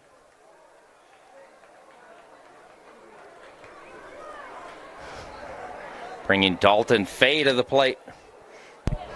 Fay getting the start as a designated hitter as a sophomore.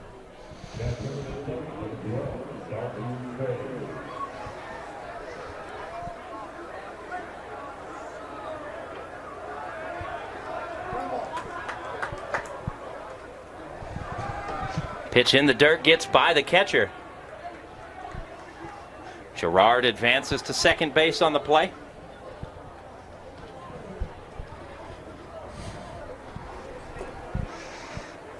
Miller coming into the game looking like he's trying to do a little bit too much on that pitch. He was successful in his first at bat, the strikeout. In his last 2 pitches, he looks like he was just trying to be too fine with it. So we'll have a mound visit for American Fork. Max Miller, a little bit wild right now. He's got plenty of time to hone it in. American Fork with a big lead, 9-1. Mountain Ridge needs to make a surge if they're going to have any chance to keep the season alive.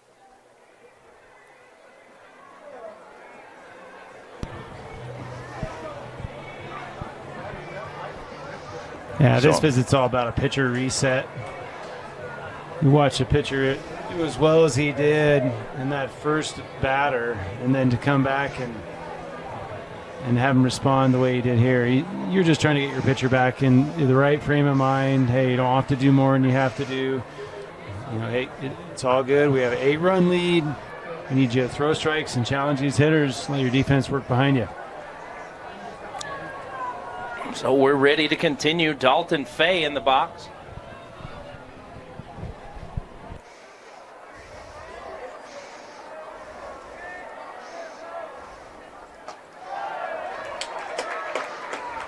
Catches the outside corner. Good pitch from Miller. That's what you want from the mound visit.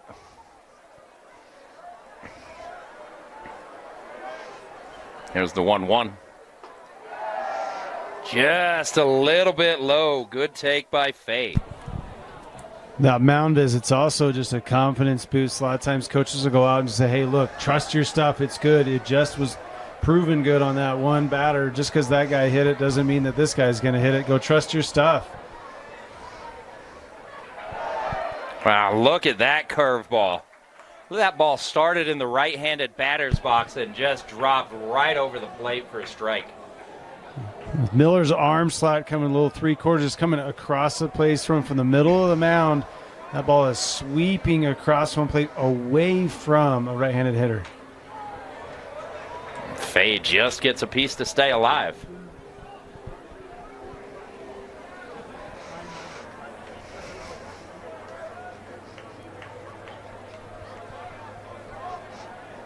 If you're Fay here, you've seen pretty consistent away, except for the one off speed. I think you look for off speed right here, 2 strikes. That's exactly what Fay was looking for. Lifts the ball out to center field. Not deep enough for the runner to tag. Now 2 down here in the 6th. Brings Riker Morton to the plate.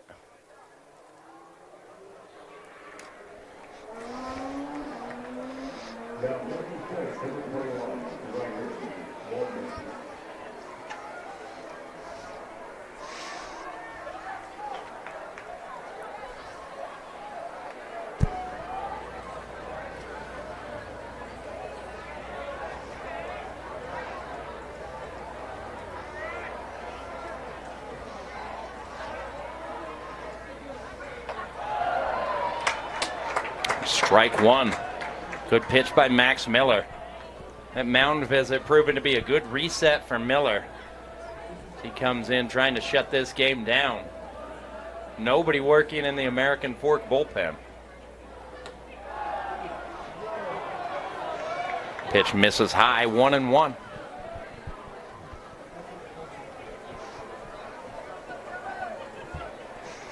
You know, just a glance at the scoreboard tells you a lot about how this game has gone. American Fork with 9 runs, but they've only had 5 base hits. They've gotten a lot of help from the Sentinels pitching staff in this one. So there's a bouncer by Morton to third, and he's retired. We head to the bottom half of the 6th inning. American Fork leading 9-1 on KSLSports.com. The 6th inning, American Fork leading 9-1. The Cavemen have a chance to end this game early if they can score 2 runs. In the 5A playoffs, got a bit of a stunner. Spanish Fork knocking off Maple Mountain. Advancing to the 5A championship series, they'll face the Brighton Bengals. 5A series taking place down at Miller Park in Provo, not too far from here.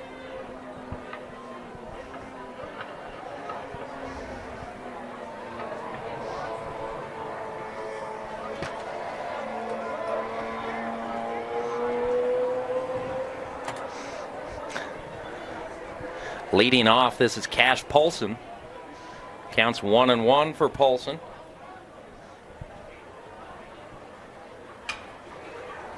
Tyler James still on the mound.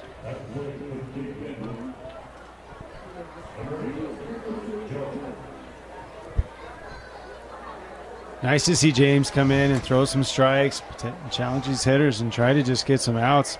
Give Mountain Ridge a chance to get back up to the plate. Ooh. That's hit hard.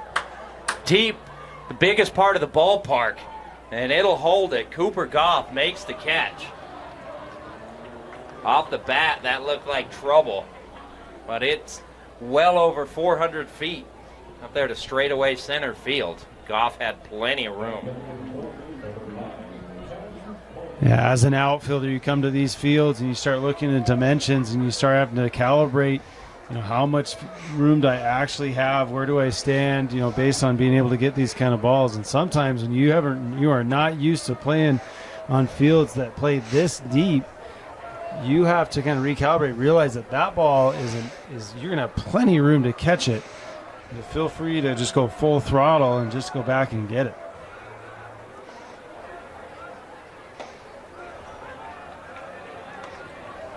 That's one of the things, one of the drawbacks about these tournaments when teams don't have a chance to practice on the field, they don't have a chance to take batting practice, so you're not able to work on some of those things. It's just stuff you would talk about on the bus or in the clubhouse, and then you're hoping your players remember.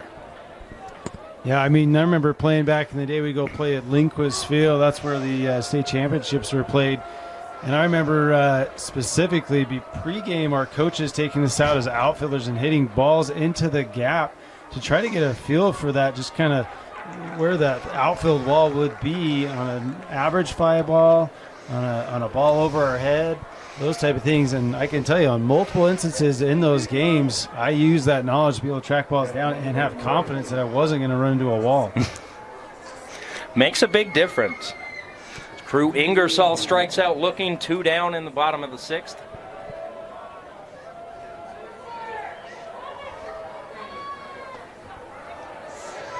And River Litke takes ball 1.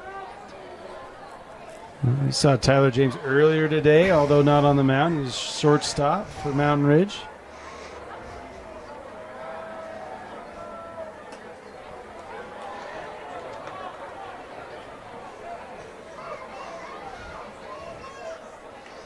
Nice pitch by James. Good frame by Buck. There's the 1-1. Strike 2, swinging through that high fastball.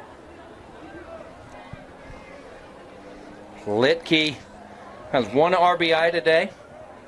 1 for 2 with a single. And strike 3 looking, Tyler James.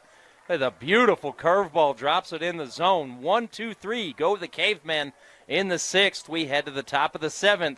Mountain Ridge needs 8 to tie. You're watching 6A high school playoff baseball on KSL. Top of the 7th, Mountain Ridge down to their final 3 outs. It's been a struggle today for the Sentinels. They had a solo home run from Cooper Goff in the top half of the 1st inning. It's been all American Fork since then. The Cavemen scored 2 in the 1st, 5 in the 4th, added 2 more in the 6th, add 2 more in the 5th to build this 9-1 lead. It's a last opportunity for Mountain Ridge. If American Fork can hang on, they'll advance to the 6A title game Friday afternoon.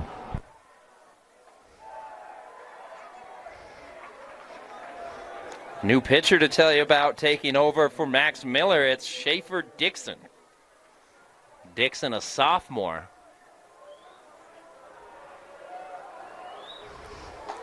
Making just his 3rd appearance this season.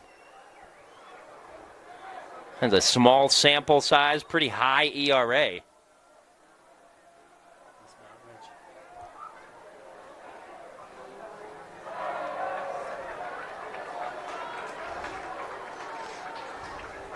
Correction on that.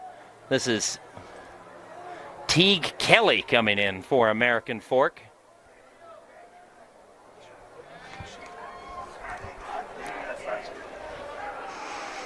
So Teague Kelly, the lefty.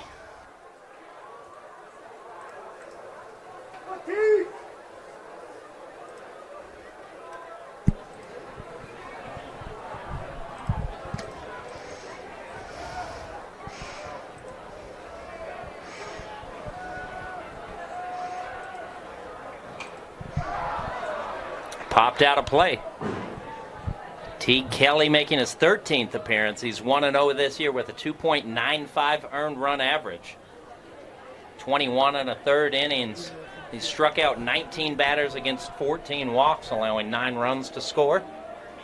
He's got a chance to close down this game and send the Cavemen to the 6A title game, and he starts it off with a strikeout looking. Retiring the Mountain Ridge shortstop. Well, and if you're saying anything, you've got T. Kelly with significant experience and fairly good results for this year, and we just haven't seen him yet. How many more arms does American Fork have in their bullpen they just haven't had to use? Matt, just the depth of this Caveman team shows how formidable they are. It's one thing to have a bunch of boppers coming to the plate, but to have a pitching staff that is, maybe double figures deep with arms that you trust, and that's a huge benefit for this American Fork team. We've already covered the fact that whoever they face in the 6A title series will have to play tomorrow. So they'll come off of a day off on Friday, and their opponent will have played 4 straight days.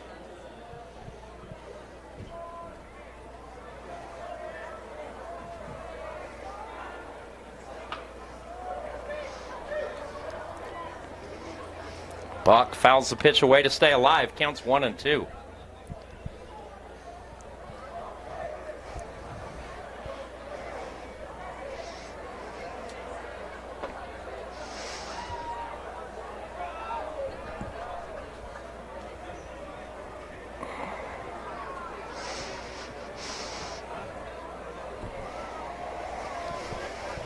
So 1-2 count on Buck. Kelly comes set, and Buck strikes out. Strike 3 was dropped, so a throw down to first base to complete the play. 2 down. American Fork 1 out away from an appearance in the 6A State Championship Series. Yeah, and you know American Fork, this is what they were hoping for. Heading towards that championship series here with a good game against Mountain Ridge. Offense came alive. Pitching has been on par. This is what you want the momentum to be like heading into that championship series. Counts 1-0 on Tegan Jenkins.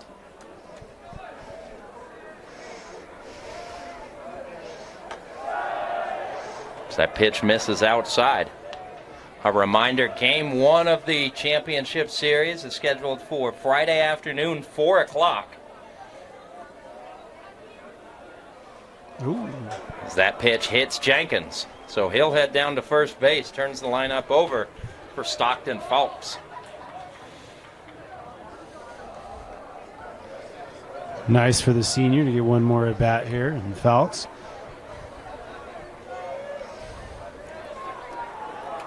Falks is 1 for 3.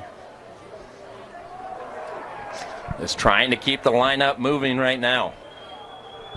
2 down in the top of the 7th inning. Misses high.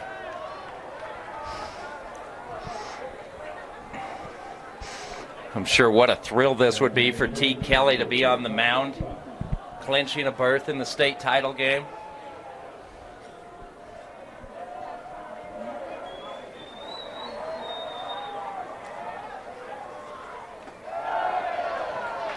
Strike 1. Nice curveball from Kelly.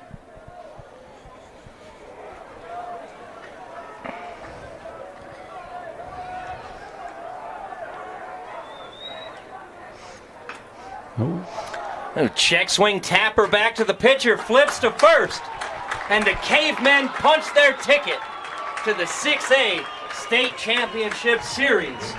Friday afternoon, 4 o'clock, the Cavemen will be back in action. They will face either the Davis Darts or the Lehigh Pioneers. Mike, what are some of your takeaways from this game dominated by the Cavemen? Yeah, we talked about game plan of the Cavemen coming into this game, get their offense going, have their pitchers throw strikes, let their defense work. Their game plan was executed exactly how they wanted it to. And this is exactly, if you're a Caveman fan, if you are a Caveman athlete and the coaching staff, this is exactly how you want to go into the championship series. All cylinders are firing. You now have a few days off to rest up your pitchers, fine-tune anything you need to, and then head into this championship series starting on Friday. So the Cavemen pick up the 9-1 win. Mountain Ridge only run came on a solo first-inning home run by Cooper Goff. The Cavemen scored 2 in the first and then hammered out 5 runs in the 4th inning, 2 more in the 5th.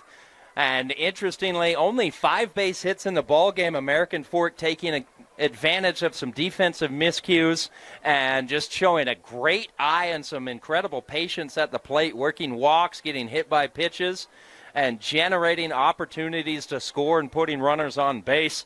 The Cavemen have rolled through this 6A tournament, setting themselves up for a chance at the title.